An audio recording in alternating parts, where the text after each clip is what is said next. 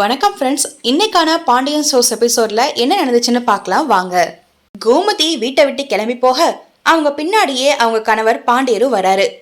கோமதி நில்லு, வீட்டுக்கு போலான்னு பாண்டியன் கூப்பிட்டும் கோமதி எதையும் கேட்காம நடந்துகிட்டே இருக்காங்க. ஒரு கட்டத்துல பாண்டியன் வர சொல்லி இந்த வாடகைக்கார கூட வேணாம்னு சொல்லிட்டு பாண்டியன் கோமதி கூடவே நடந்து வராரு. ஐயோ, காலையில ஆரம்பிச்சு நட, இப்ப பொழுது சாயிற வரைக்கும் நீண்டுட்டே இருக்கேன்னு பாண்டியன் புலம்பிட்டே நடந்து வராரு. இடையில டீ கடை வருது. அங்க கோமதி டீ குடிக்கணும் அப்படின்னு சொல்றாங்க. டீ குடிச்சதுக்கு அப்புறம் சரிவா வீட்டுக்கு போலான்னு கூப்பிடும்போது மறுபடியும் கோமதி நடக்க ஆரம்பிச்சுறாங்க. ஐயோ, என்னடா இவ டீ குடிச்சு சாப்பிட்டு தெம்பா நடக்கிறாளே அப்படின்னு சொல்லி புலம்பிட்டே நடக்கிறாங்க. பாண்டியன் மறுபடியும் கோமதி வா வீட்டுக்கு போலாம், பிள்ளைங்களாம் நம்ம தேடுவாங்க அப்படின்னு சொல்லி கூப்பிடும்போது கோமதி திரும்பி பார்த்து முறைக்கிறாங்க. அந்த வீட்டுல எனக்கு என்ன மரியாதை இருக்கு? ஒரு மேஜர் சேர் மாதிரி தானே நானும் ஒரு பொருளா தானே இருக்கேன் அப்படின்னு கோமதி கேட்குறாங்க. அதை கேட்டு பாண்டியன் ஷாக்காகி நிற்கிறாரு. உடனே பாண்டியன் சொல்கிறாங்க, நீ நாடகம் போடுறேன்னு நான் சொன்னது தப்பு தான், இனிமே அப்படி சொல்ல மாட்டேன்னு பாண்டியன் இறங்கி வராரு. ஆனால் கோமதியோட ஆதங்கம் அது மட்டும் இல்லை. கதிர்ராஜ் கல்யாண விஷயத்தில் அவங்க எடுத்த முடிவு சரின்னு பட்டதால தான் அப்படி செஞ்சதாகவும் அதுக்காக பல முறை மன்னிப்பு கேட்டும் பாண்டியன் மதிக்கல அப்படிங்கிறது தான் அவங்களுக்கு பெரிய வழியா இருக்கு. அதை பாண்டியன் கிட்டேயும் சொல்கிறாங்க. கதிர்ராஜ் கல்யாணத்தில் நான் உண்மையை மறைச்சது தப்பு தாங்க. அதுக்காக எத்தனை தடவை உங்கள் காலில் விழாத குறைய மன்னிப்பு கேட்டேன்.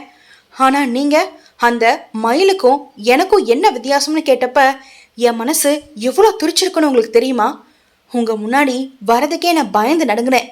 உங்கள் வார்த்தை அப்படி என்னை சாட்டையால் அடிச்சமா இருந்துச்சு அப்படின்னு கோமதி சொல்லி அழுகவும் பாண்டியன் உறைஞ்சு போய் நிற்கிறாரு.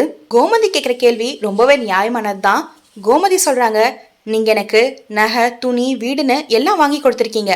ஆனால் என்னைக்காவது ஒரு சின்ன விஷயத்துல கோமதி உனக்கு இதில் விருப்பமான என் விருப்பத்தை கேட்டு ஏதாச்சும் பண்ணியிருக்கீங்களா அப்படின்னு கோமதி கேட்கவும் இந்த கேள்வி பாண்டியனை யோசிக்க வைக்குது. வீட்டுக்கு வேலை செஞ்சு போகிறது மட்டும்தான் என் வேலை இல்லை, எனக்கும் கருத்துக்கள் உண்டுன்னு கோமதி சொல்லும்போது பாண்டியன் தன் தப்பை முழுசாக உணர்றாரு. அதுக்கு பாண்டியன் சொல்கிறாங்க, இனிமே உன்னை கேட்காம வீட்டில் ஒரு சின்ன விஷயம் கூட நடக்காது, உன்னை எல்லா இடத்துக்கும் கூட்டிகிட்டு போகிறேன் அப்படின்னு பாண்டியன் வாக்கு கொடுக்குறாரு. கோமதி சொல்கிறாங்க, நீங்கள் இப்படி தான் சொல்லுவீங்க, உங்கள் பேச்செல்லாம் நம்ப முடியாது, நான் உங்க கூட வீட்டுக்கு வரமாட்டேன் அப்படின்னு சொல்கிறாங்க. அதுக்கு பாண்டியன் சொல்கிறாங்க, ஏய் என்ன இப்படி பேசுகிற? உனக்கு என்ன குறை வச்சேன்? நகை கேட்டால் கொடுத்தேன், துணி கேட்டால் எடுத்து கொடுத்தேன், வீடு வாசல்னு எல்லாமே உனக்காகத்தானே செஞ்சேன்.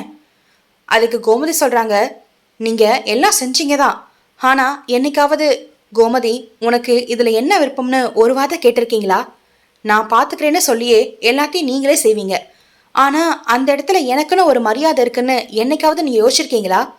சமைச்சு போகிறதும் துணி துவைக்கிறது மட்டும்தான் என் வேலைன்னு நீங்களே முடிவு பண்ணிட்டீங்க அப்படின்னு கோமதி சொல்லவும் பாண்டியன் குரல் தழுதலுக்க, அப்படி இல்லை கோமதி, நான் ஓடி ஓடி உழைச்சது நம்ம குடும்பத்துக்காக தான். நீ என் பொண்டாட்டி, உன்னை நான் கவனிக்காமல் விட்டது தப்பு தான். இந்த பாண்டியன் இவ்வளோ தூரம் இறங்கி வந்து பேசுறது இதுதான் முதல் முறை.